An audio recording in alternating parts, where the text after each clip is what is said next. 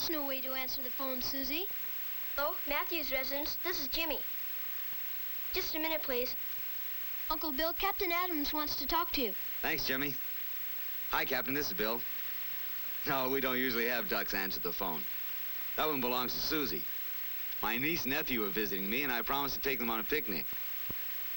Oh? You need that posted today. If it doesn't stop, there won't be any picnic. We don't... Cracker likes it? Yeah, it's great weather for ducks. Oh, sure. Glad to do it. Bye. Captain Adams wants this poster I've done for him delivered to him at police headquarters today. I'll drop it off on our way to the park. Good thing I got that phone call. If he hadn't reached me, I wouldn't have gotten it to him on time. I never thought about that, Uncle Bill. You never thought about what? What did people do before the telephone was invented? How did they get messages to each other in a hurry?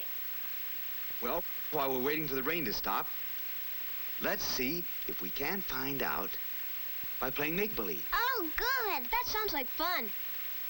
Now, here's our friend.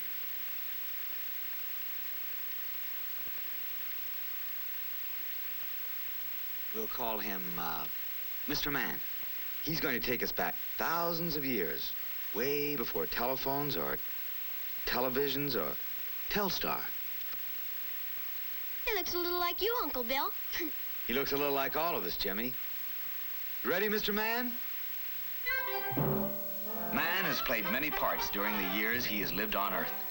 So let's make believe we're going back in time. Thousands and thousands and thousands of years ago?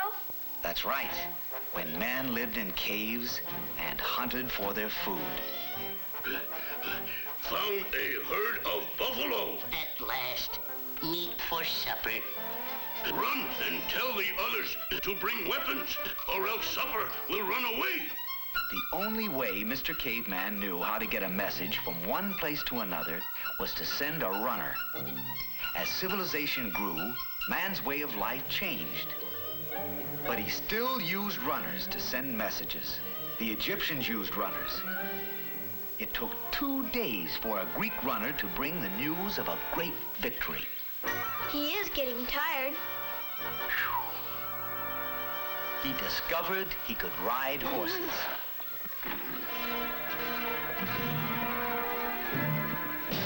The Romans used horses. So did the knights.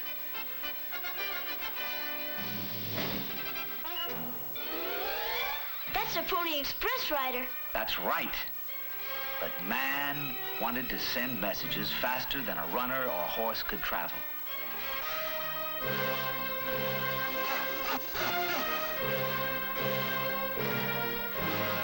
He's sending an Indian smoke signal. Right. But only the simplest messages could be sent this way. And none at all if it rained. He learned to use flashing mirrors by daylight and blinking lights when it was dark. He couldn't send messages very far that way, could he? No, Jimmy, he couldn't. But man has always been able to solve his problems by inventing new things. That's a telegraph message. Yes. About 125 years ago, Samuel Morse invented the telegraph, a way to send code messages over an electric wire. The code was made by using different clicks for each letter of the alphabet. First message sent over 40 miles of wire was, "What hath God wrought?" The telegraph was, and still is, wonderful. But Mr. Man wanted to send his voice over a distance, to carry on a real conversation. Then in 1876, a man named Alexander Graham Bell found a way. He invented the telephone. Hey, that's your phone, Uncle Bill. Hello, Matthew's residence. This is Jimmy. Oh, hi. Hi, Mom. Hi. Yes, we got here before the rain started. Uncle Bill's going to take us on a picnic if it lets up. Fine. We're playing make-believe. I'll tell you about it when we get home. Good. Okay, Mom. Bye. What are you doing, Susie? She wanted to hear the voice going through the wire. You can't hear voices in the wire. Well, how does it work? How'd your mother's voice get in the phone? That's simple. That's funny. I don't know. I never thought about it before. We were talking as if we were in the same room. How does the telephone work, Uncle Bill? Magic? No, not magic, Susie, but science. Science of sound waves and electricity. How do they work? We'll let Mr. Mann show us.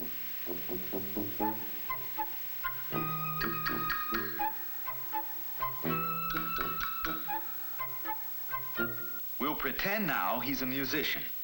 All sounds come from a movement of the air, back and forth, like waves. I don't see any waves.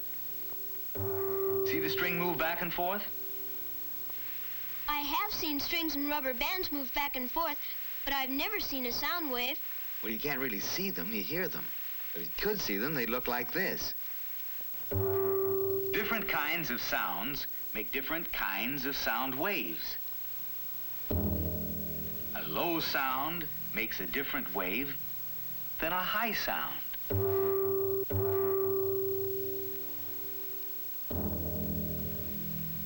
Hey, Rudolph, that's the wrong note. You see, people's voices make sound waves too. When we speak, air from our lungs moves vocal cords like these in our throats. Hey, Rudolph! This movement makes sound waves and sends them out of our mouths. Hey! Hey! When sound waves reach the ear of another person, they make the drum in his ear move back and forth, and he hears the sound the other person is making. I see. But how do you hear over the telephone? And we're coming to that. When Mr. Mann speaks into the telephone, the flow of electricity in the wires makes it possible for the other person to hear what Mr. Mann is saying, just as quick as a flash. But how? Well, when he has dialed his friend, and his friend Rudolph answers, the flow of electricity in the wires connects Mr. Mann's telephone through the telephone building to his friend's phone. Oh. Rudolph! Mr. Mann's vocal cords make sound waves which go into the mouthpiece of the telephone. These sound waves make the electricity flow stronger and weaker, depending on the sound waves his voice makes. Remember now that the flow of electricity is changing from strong to weak as it comes from Mr. Mann's telephone. These changes work on the receiver very much the way sound works on your eardrum. The electricity makes a little metal plate vibrate. This vibration makes sound waves come out of the receiver. And so, in a split second, the person on the other end of the line hears the same words Mr. Mann is speaking. And what he hears sounds just like Mr. Mann's voice. Rudolph! I said that's the wrong note.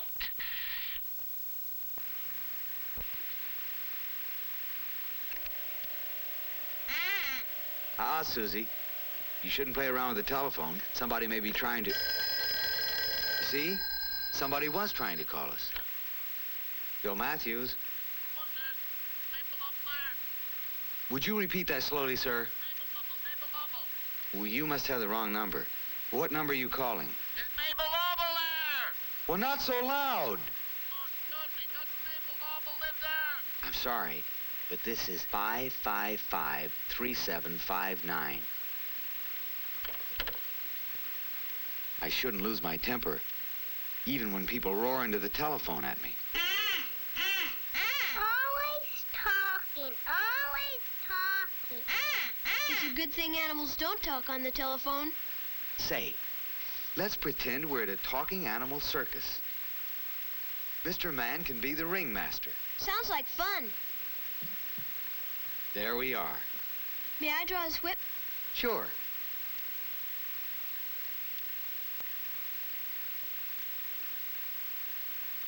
Whiskers? Here.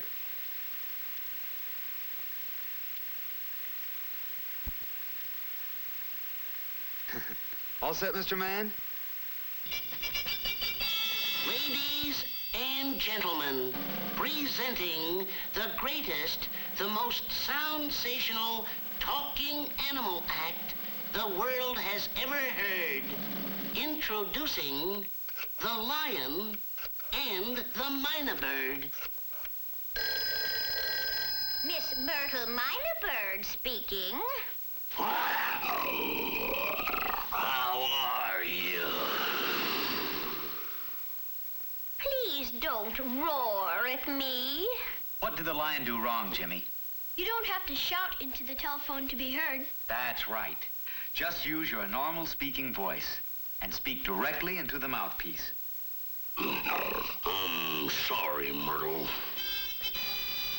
Presenting the impatient squirrel and the sleepy bear. Watch, Jimmy. When you dial, you should make sure you bring your finger all the way around to the finger stop. Then for each number, let the dial go all the way back by itself. Each number, all the way. Then let go. See? Yes, sir.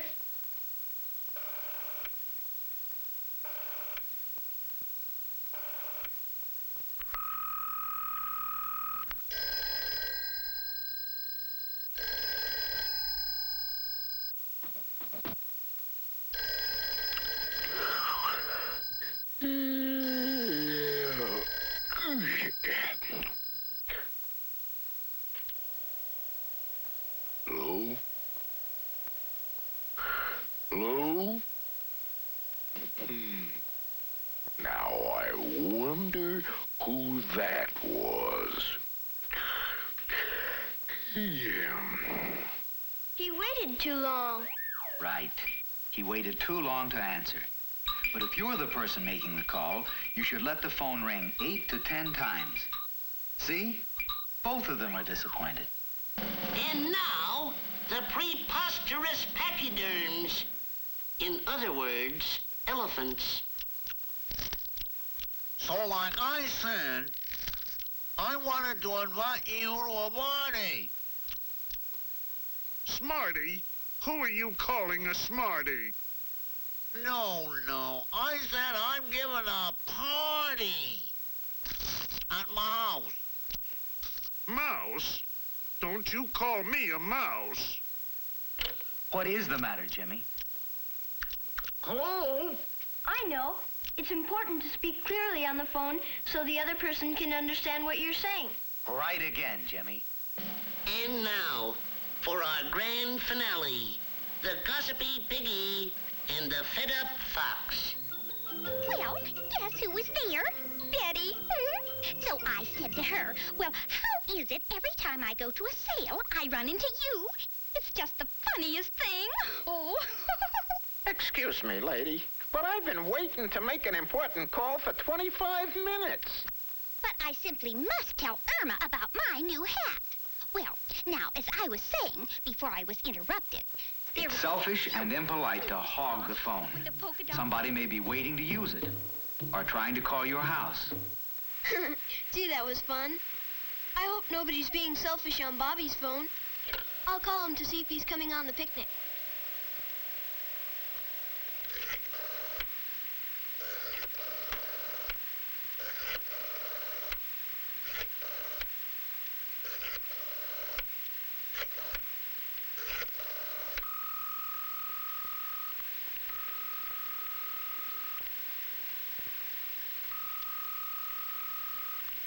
Telephone book is very helpful.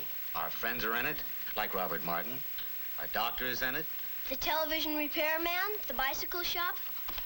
Then in this little book, I write down the numbers of people I call often. You should have one too, Jimmy. It saves a lot of time to keep the phone numbers of people you call often. Like your friend Bobby. Oh, yes.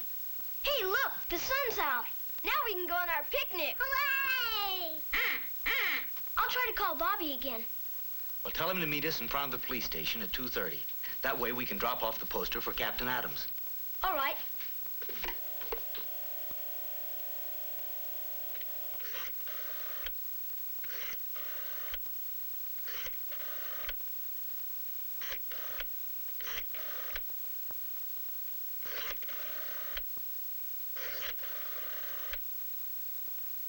Hello, Mrs. Martin. This is Jimmy Matthews. May I please speak to Bobby? Thank you. Hi, Bobby. Listen, we'll meet you in front of the police station at 2:30. Don't forget to bring your ball and glove.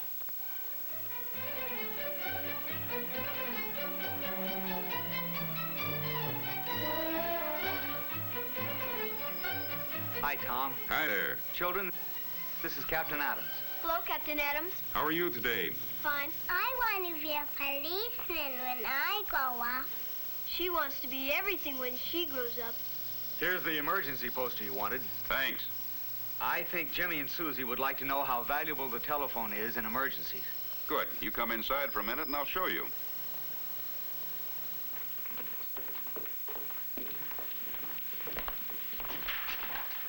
Now, the telephone helps us because it lets us know right away when we're needed and how, when, and where we can help people. How would I call the police if I needed them? This poster your uncle made will show you how. We want to use this to show children how to get help. In an emergency, you dial 0 to get the telephone operator. Be sure you hear the dial tone first. Remember? Yes, sir. A 0 is the last hole on the dial. Now see? Be sure you bring the dial all the way around to the stop. Then remove your finger and let the dial go back. Now you dial 0 once, and the operator will answer. Then what? Then you say, "I want a policeman, please," and the operator will connect you with the police station.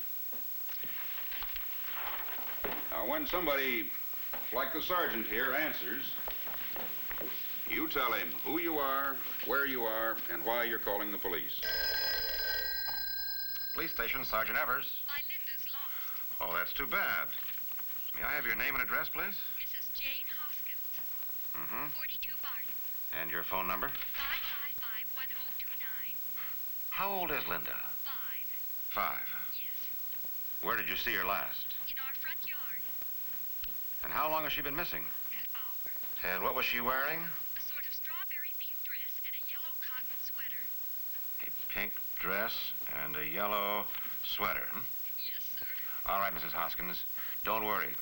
We'll find her and let you know as soon as we do. Oh, hurry. Yes, ma'am. Goodbye.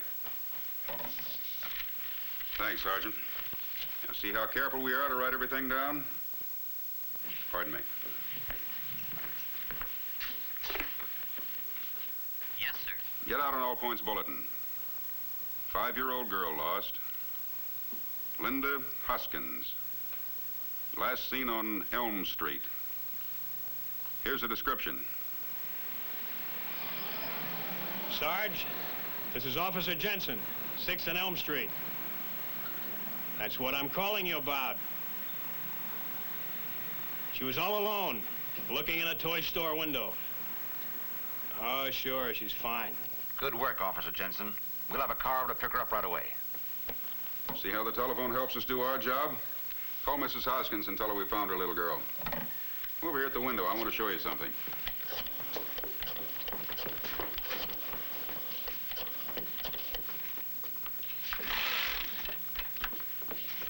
There it is, the telephone building. In many ways, it ties the community together. When you dial a number, this equipment inside the telephone building automatically connects you with the person you're calling, whether he's across the street or miles and miles away. Thousands and thousands of calls go through here every day.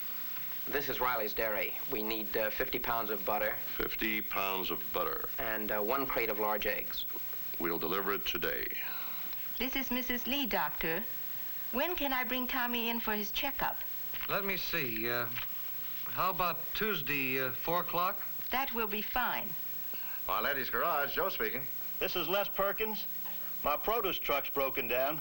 I don't know what's the matter. Oh, where are you? Highway 26 near Maple Avenue. Okay, Les. I'll be right out. Linda's mother asked me to stay for lunch. May I? All right, Maria, but be home by 3 o'clock. I will.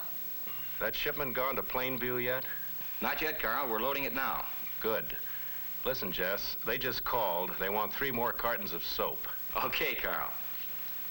But telephone service wouldn't be complete without people to handle special calls and emergencies. Let's hear what the operators are saying. Mr. Hanson, please. Long distance calling. I'm sorry, the line is busy. I'll keep trying and call you. Mr. Marco, I'm ready on your call to Honolulu.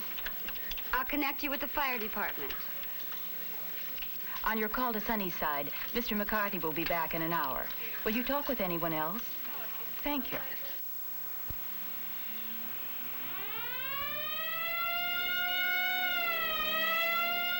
The fire department needs the telephone as much as we do. I'm sure of that.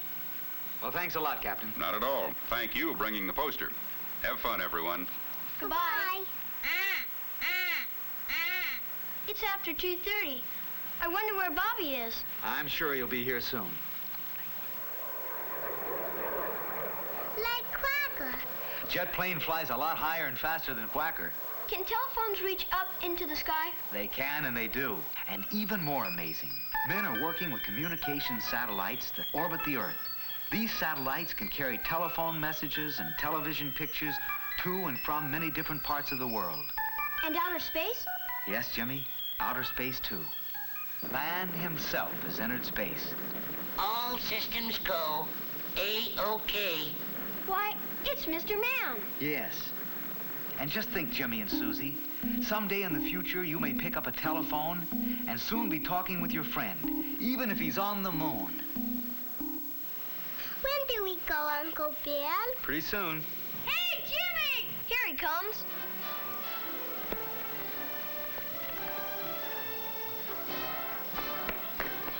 Sorry I'm late, Jimmy. I couldn't find my glove. That's okay, Bobby. Let's go.